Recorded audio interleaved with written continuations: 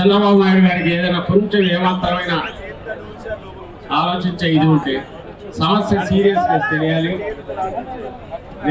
తక్షణం దీన్ని సాల్వ్ చేయకపోతే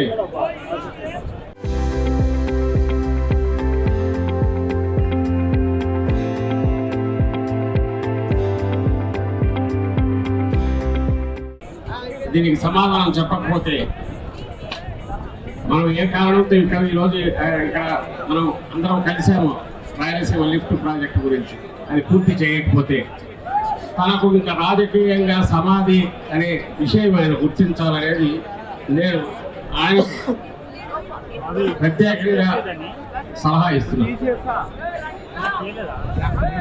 ఎందుకంటున్నానంటే నెల రోజులైంది తెలంగాణ అసెంబ్లీలో మా రాష్ట్ర ముఖ్యమంత్రి రేవంత్ రెడ్డి గారు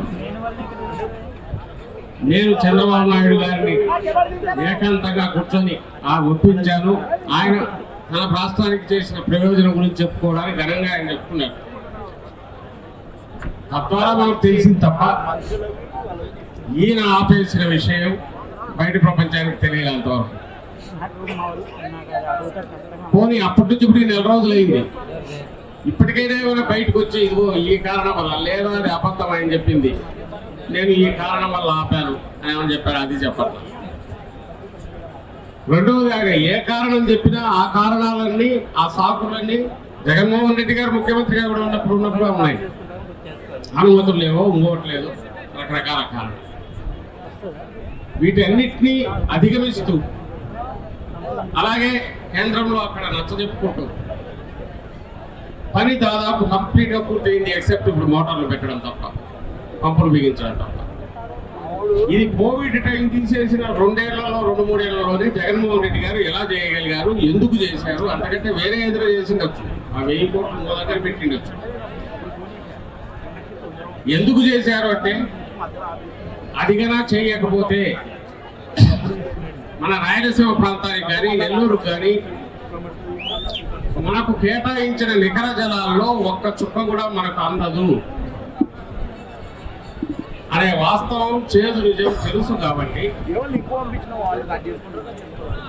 దాన్ని అధిగమించాలంటే మనం కూడా భవిష్యత్తులో పక్క రాష్ట్రం ఎలాగైతే కింది నుంచి నీళ్లు దొరుకుతుందో ఆ స్థాయిలోనే మనం కూడా ఏర్పాటు చేసుకోకపోతే రాయలసీమ మళ్ళీ ఎడారి అయిపోతుందని గ్రహించారు. కాబట్టి ఈ ప్రాజెక్ట్ టేకప్ చేశారు.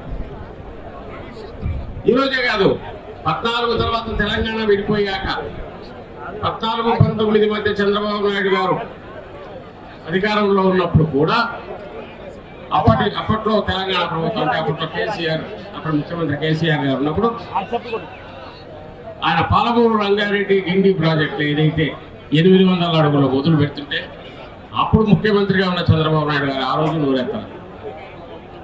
ఆ రోజు ఏమో ఓటుకు నోటు కేసు భయం, ఈ రోజేమో తన శిష్యుడు అక్కడ ఉన్నాడు, శిష్యుడు ఇంకో రకమైన రిలేషన్, లేక ఇంకా లోపాయికారి ఏమేమి ఉన్నాయి వాళ్ళ మధ్య తెలియదు, లేదా హైదరాబాద్లో ఈయనకున్న ఆస్తులు ప్రొటెక్ట్ చేసుకోవడానికో, లేదా ఇంకా ఎలాంటి కారణాలు మనకు తెలియదు.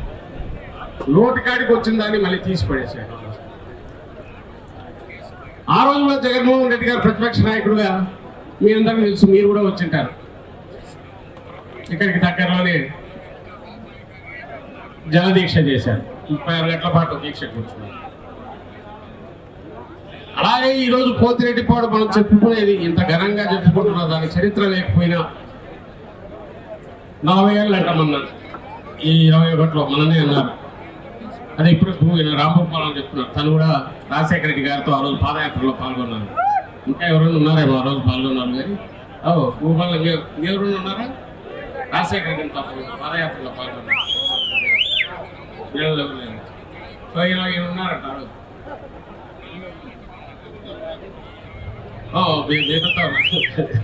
ఈయనున్నాడు. వీళ్ళు సో ఆ రోజు వాళ్ళు గుర్తు చేసుకుంటున్నారు. ఈరోజు రాయలసీమకు వచ్చే ప్రతి నీటి చుక్క, అలాగే నెల్లూరుకు పోతున్న ప్రతి నీటి చుక్క దాని మీద రాజశేఖర రెడ్డి గారి పేరు ఉంటుంది, ఇప్పుడు జగన్మోహన్ రెడ్డి గారి పేరు ఉంటుంది. దీన్ని ఎవరు హిస్టరీ ఎవరు ఏం చేసినా మార్చలేదు. చంద్రబాబు నాయుడు గారికి వచ్చిన ఒక్క అవకాశం ఏదంటే జగన్మోహన్ రెడ్డి గారు దాదాపు పూర్తి చేసిన ఈ ప్రాజెక్టు పూర్తి చేస్తే చరిత్రలో ఎలాగో ఆయన చెప్తాడు, ప్రాజెక్ట్ అంతా అయిపోయాక లాస్ట్ 5% తను చేసినా 5% భాగం చేసినా సరే ఇది నేనే చేశాను మొత్తం 100% అంటాడు. ఇది కూడా చెప్తున్నాడు, పర్లేదు. కానీ రాయలసీమకు నీళ్ళకు సంబంధించినందుకు ఒక ఇన్సూరెన్స్ లాగా ఉంటుంది. ఇది రాయలసీమ ఒక్కటి కాదు, రాష్ట్ర ప్రయోజనాలకు సంబంధించింది.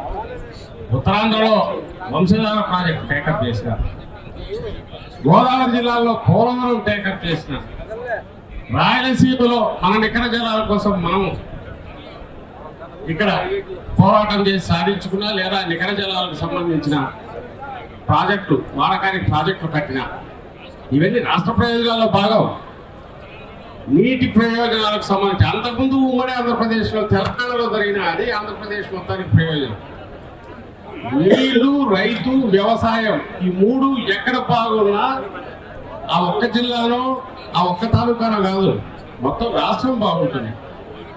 రైతు బాగుంటే దేశం బాగుంటుంది.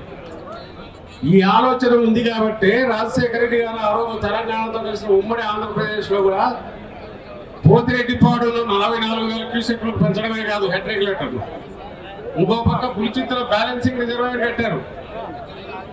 ఎందుకంటే ఆ కింద నీళ్లు నిలవడానికి ప్లేస్ ఎక్కడ లేదు, సాగర్లో వదిలితే నేరుగా సముద్రంలోకి పోతాయి.